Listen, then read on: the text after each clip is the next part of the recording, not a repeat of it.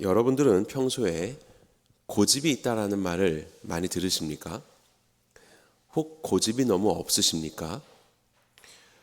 사람들이 왜 고집을 갖는가? 고집이라고 좀 의미를 찾아봤더니 자기의 생각, 행동을 쉽게 고치지 않으려고 하는 태도를 고집이라고 말하더라고요. 고집이 다 나쁘냐라고 하면 그렇지 않습니다. 좋은 고집도 있습니다.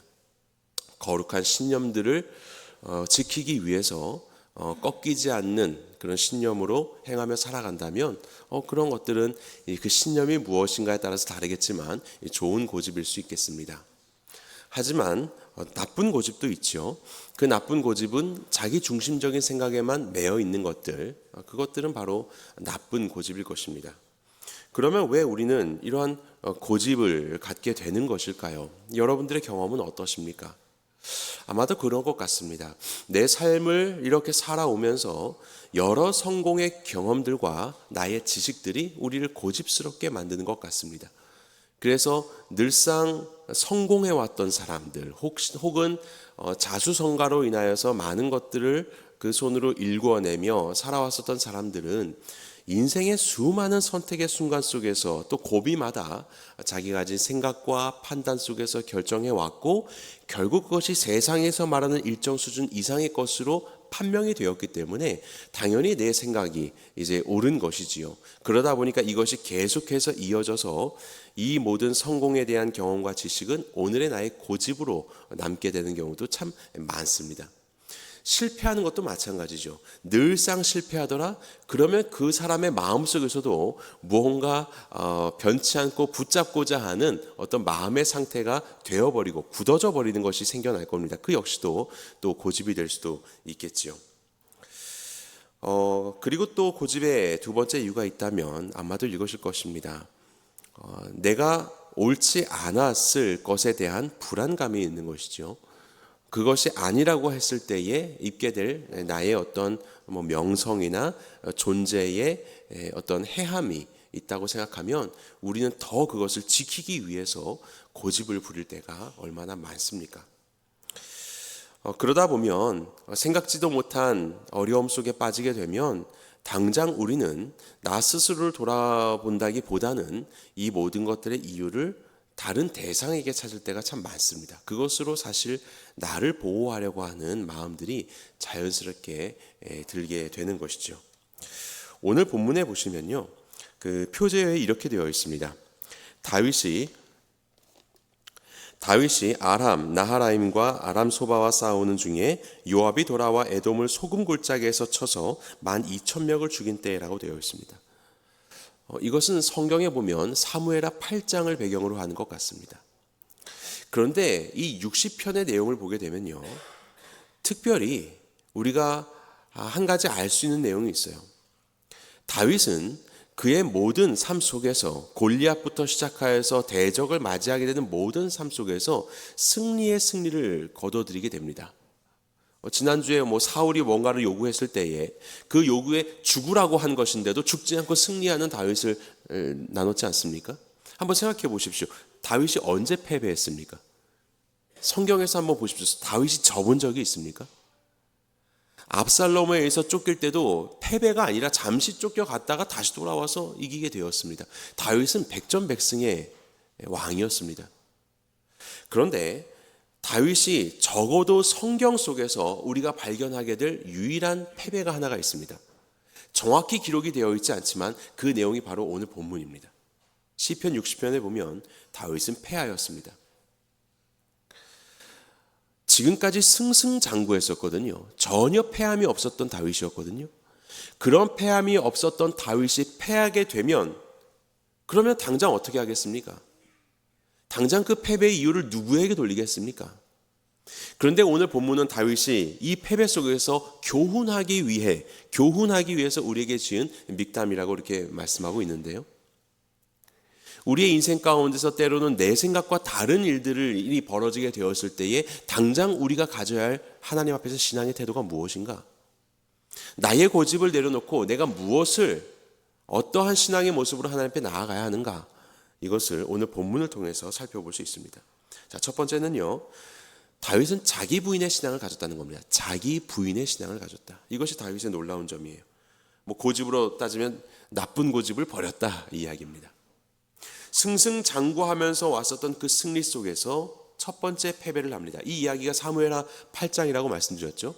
8장 상반부에 보게 되면은 이 다윗이 아람 사람과 전쟁을 벌이게 됩니다. 아람은 이스라엘의 동북 쪽에 있는 이제 나라이지요. 아람과 전쟁을 벌입니다. 그래서 이제 승리를 했어요. 그것이 사무엘하 8장 상반부에 있습니다.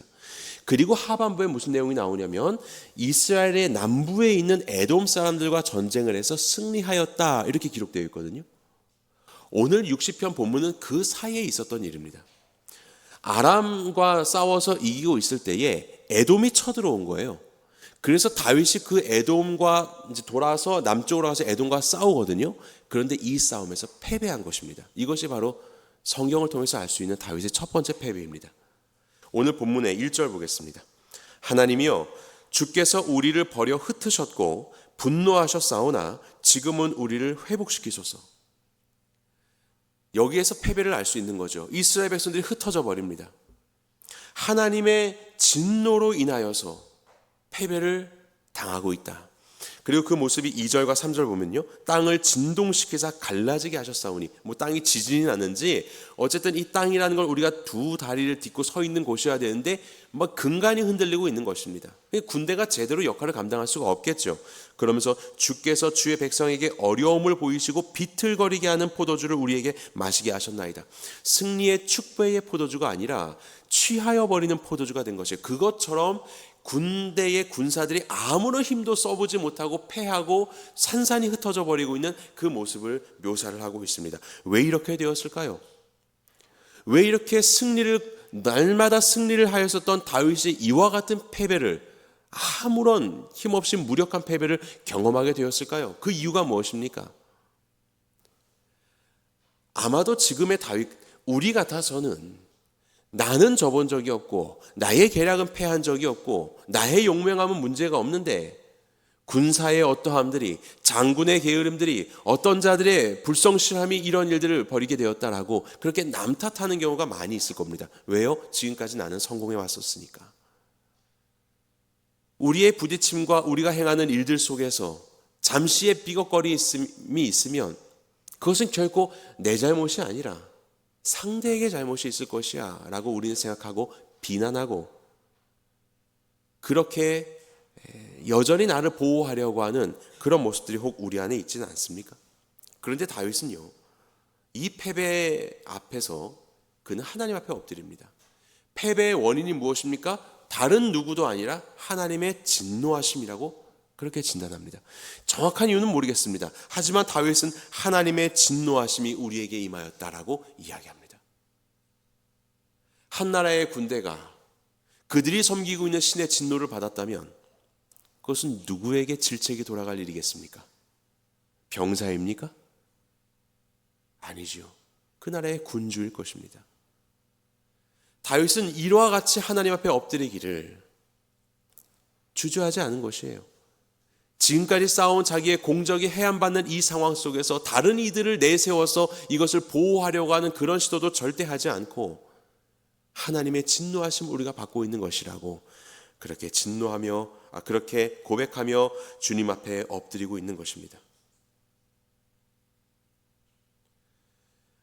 자신을 돌아본다는 것이요, 바로 그 어려움 속에서 나를 돌아보고 나를 내어놓을 수 있다는 것이요, 이것이 얼마나 힘든 일입니까?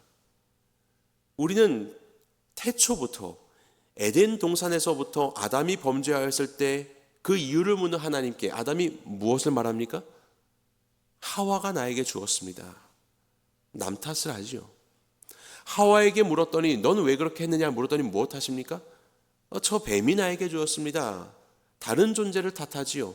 그렇게 우리는 여전히 사람을 탓하고 저 사람 때문이야, 환경이 이상한 거야 라고 그렇게 말하는 것이 너무나도 쉬운 것이 우리의 모습이에요. 그 이후에 태어났었던 가인과 아벨은 어떻습니까? 가인의 제사를 하나님께서 받지 않으시고 아벨의 제사를 받자 가인은 이 문제 해결을 어떻게 해결하지요? 나에게 무슨 문제가 있나, 나의 제사와 나의 신앙에 어떤 문제가 있나 라고 자기 부인으로 나아가지 않고 이 문제 해결을 위해서 나를 제사를 받아지지 못한 자가 되고 저는 받아진 자가 되었기 때문에 받아진 자를 죽이는 것으로 이 문제를 해결하지요. 해결이 되는 것입니까? 결코 해결이 되지 않습니다.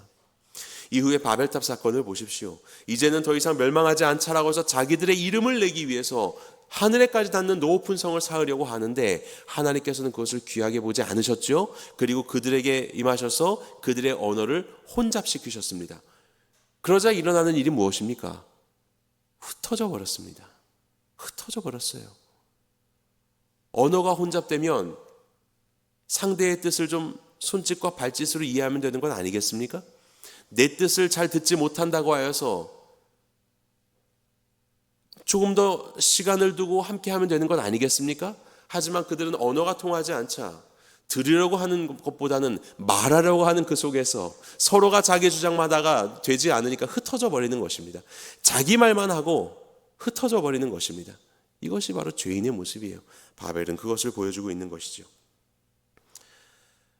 이렇게 우리는 자기를 돌아보려고 하는 자기 부인보다는 어떠한 일들 앞에서 먼저 나를 보호하려고 하는 자기 변호나 자기 보호가 내 안에서 먼저 일어나는 그런 죄인들이에요. 그런데 다윗은요, 바로 그 첫 번째 패배 앞에서 승승장구하던 그의 인생 속에서 5점으로 남길 수도 있는 이 첫 번째 패배 앞에서 하나님의 진노하심이다라고 그 앞에 엎드리기를 주저하지 않는 위대한 신앙인의 모습을 보여주고 있는 것입니다.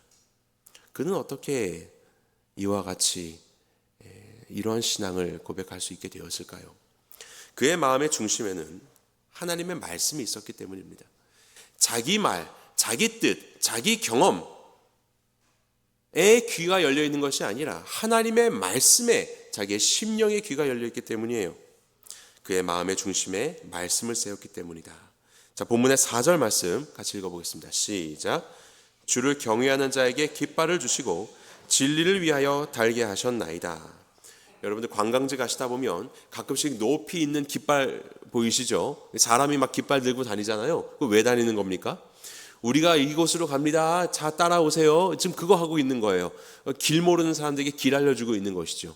주로 외국인 관광객들에게 하지 않습니까? 그래서 우리가 갈 곳이 저기구나 라고 하는 것을 목적, 방향을 알게 하는 그것이 있는 거죠. 그리고 두 번째 기능은 무엇입니까?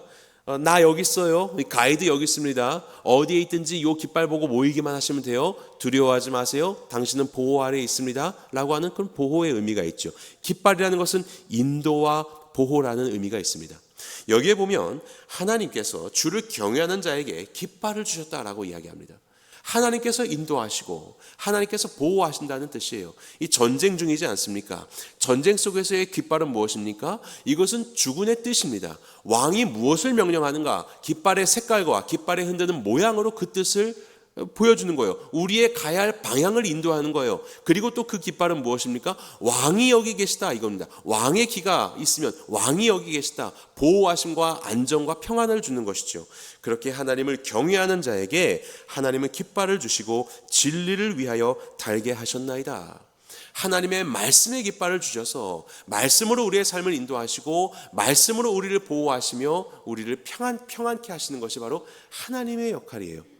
그분을 경외하는 자에게 이와 같이 말씀을 주신다고요. 지금은 비록 익숙하지 않은 너무나도 당혹스러운 패배를 당하였지만 바로 이 상황 속에서 우리가 붙잡아야 할 것은 하나님의 말씀. 하나님을 경외하는 자 앞에 주께서는 다시 말씀의 길을 세워주시고 이 혼란하고 익숙하지 않은 상황 속에서 어떻게 가야 할지 그리고 어떻게 주께서 함께 하시는지를 보여주고 계시는 것. 바로 그것이 우리 가운데 말씀의 깃발을 세워주시는 하나님의 역사입니다. 다윗은 바로 그 하나님을 신뢰하고 있는 것이에요. 하나님의 말씀에 그의 모든 귀를 기울이고 그 앞에 엎드리게 된 것이에요. 말씀으로 인하여서 다윗은 신념 그리고 변함없는 목표를 갖게 되지요. 하나님은 분명히 말씀하셨기 때문이에요. 오늘 본문의 6절과 9절이요. 다소 좀 복잡할 수 있는데 한번 읽어볼까요? 6절부터 8절까지 보겠습니다. 시작. 하나님이 그의 거룩하심으로 말씀하시되 내가 뛰놀리라.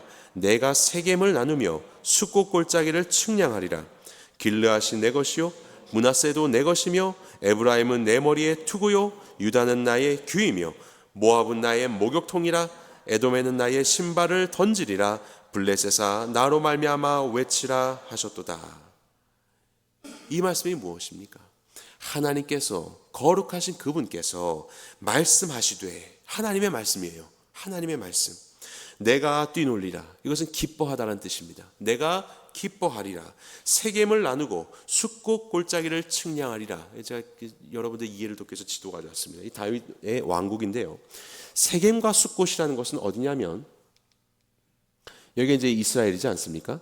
이 갈릴리와 사해가 있으면은 요 이제 사이가 요단강입니다. 요단강의 중앙에 있는, 중앙부에 있는 땅이 세겜과 숫곳입니다.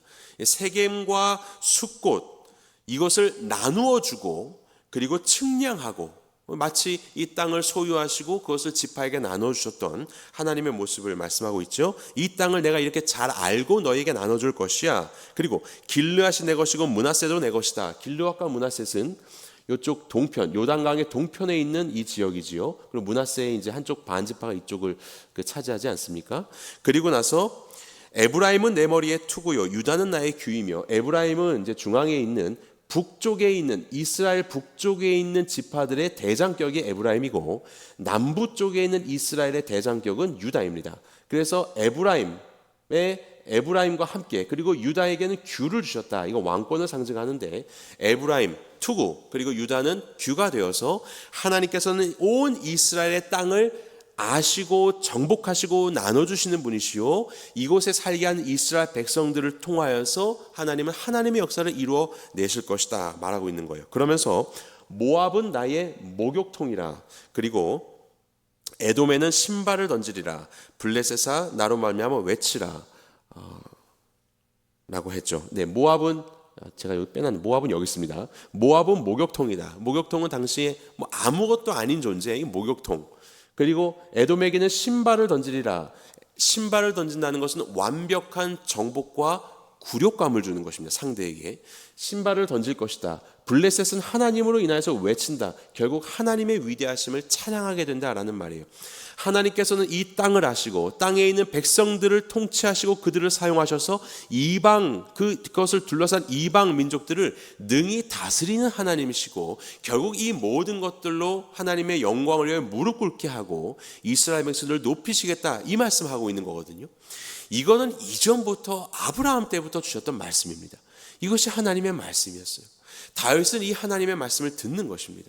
이미 우리의 조상 쪽부터 말씀하셨던 하나님의 이 거룩한 말씀들을 내 상황과 어떤 환경 속에서 휘둘리지 아니하고 그 말씀에 귀를 기울이고 있는, 그리고 그러한 다윗에게 다시 한번 말씀의 깃발로, 진리의 깃발을 세워주시고 그가 어디로 가야 할지, 그가 어떻게 보호받고 있는지, 하나님이 그와 어떻게 함께하고 계시는지를 하나님께서는 말씀하고 있는 것이에요.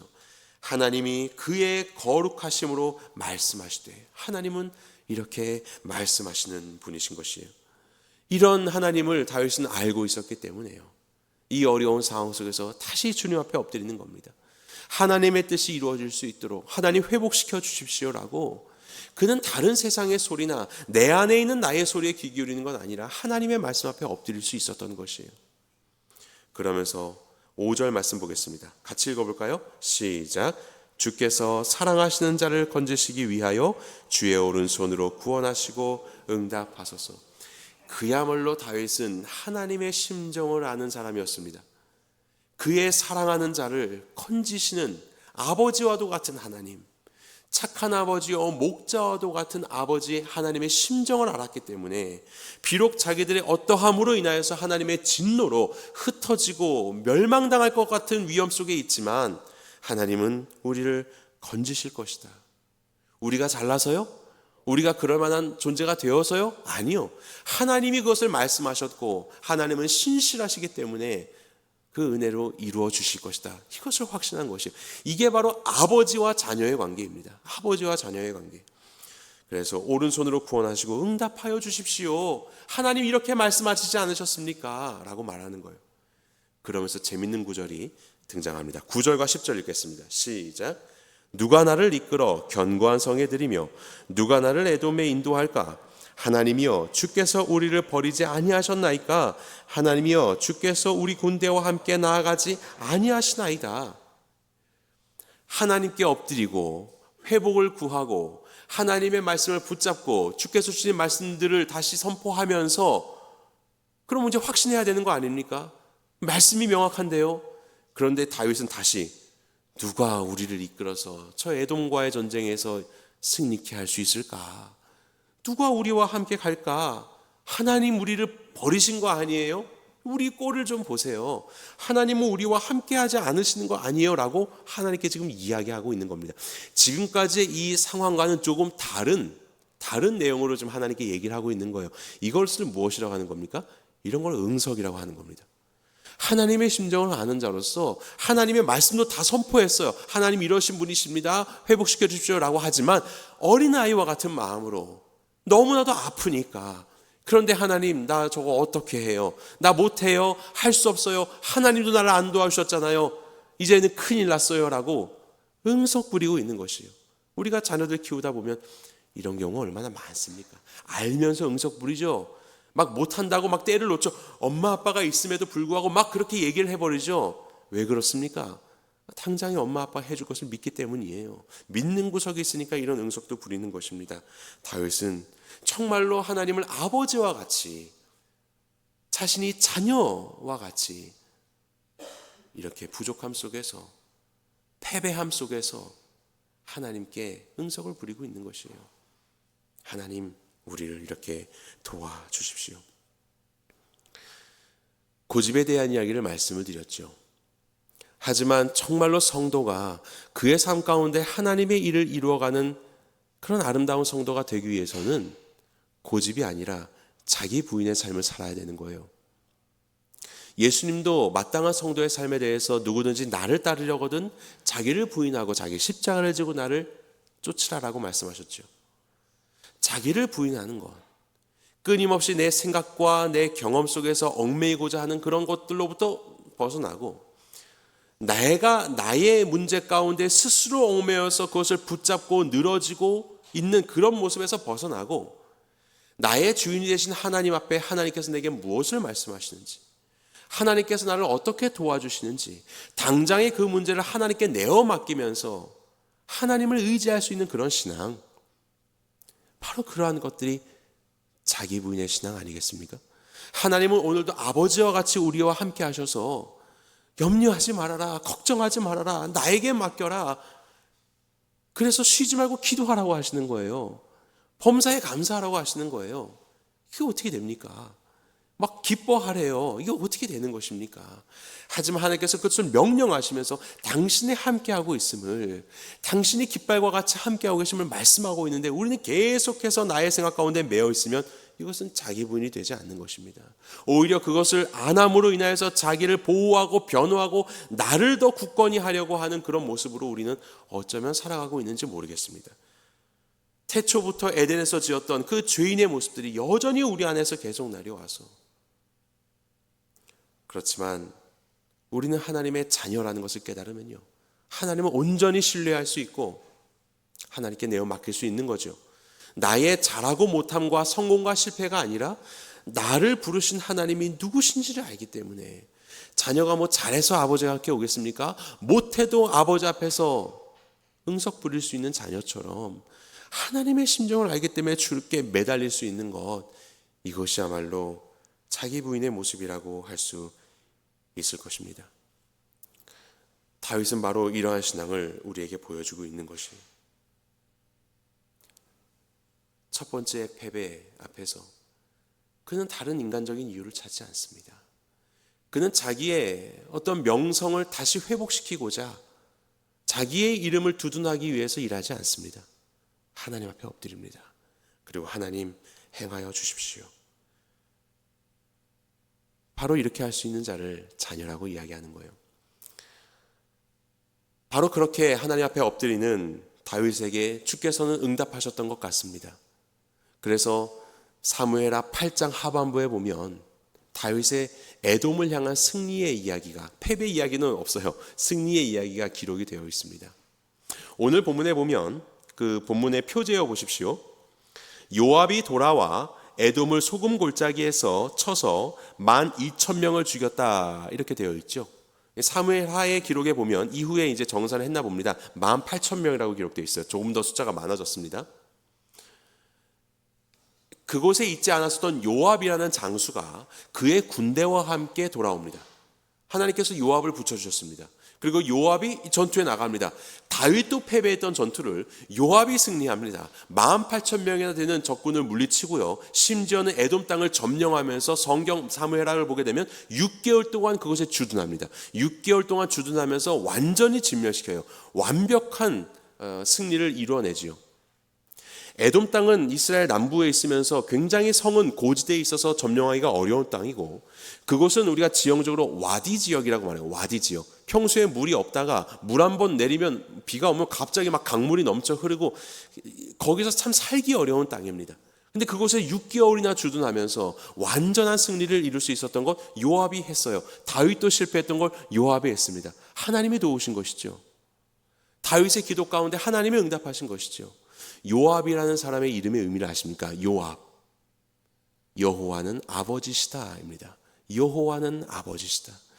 우리의 아버지 되신 하나님께서 하나님을 붙잡고 자기의 모든 문제와 어려움 속에서 자기가 메고 있는 것이 아니라 하나님께 내어 맡기는 바로 그러한 다윗의 신앙, 바로 그러한 신앙을 보이는 다윗 가운데 아버지 되신 하나님께서 응답하시는 것이죠.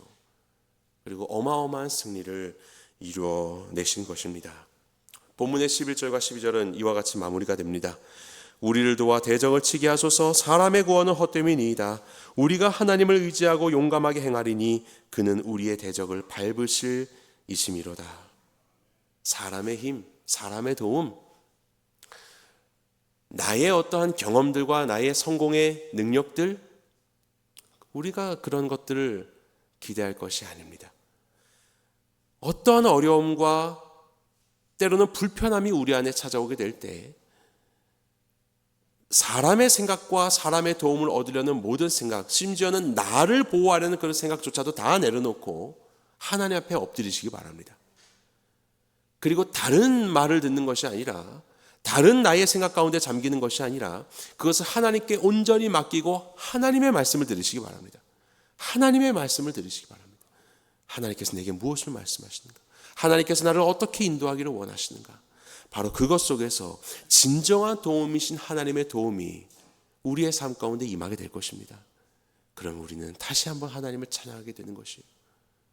우리가 하나님을 의지하여서 용감할 수 있는 이유, 의지하여서 용감하겠다고 다윗이 말할 수 있는 이 이유는 자기의 능력과 경험에 있는 것이 아니라 하나님 때문입니다.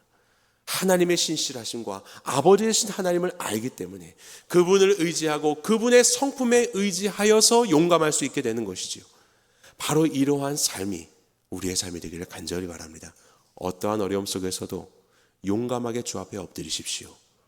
그리고 주의 음성을 들으시며 참된 승리를 이루어 가시는 하나님의 자녀가 되시기를 예수님의 이름으로 간절히 축원합니다.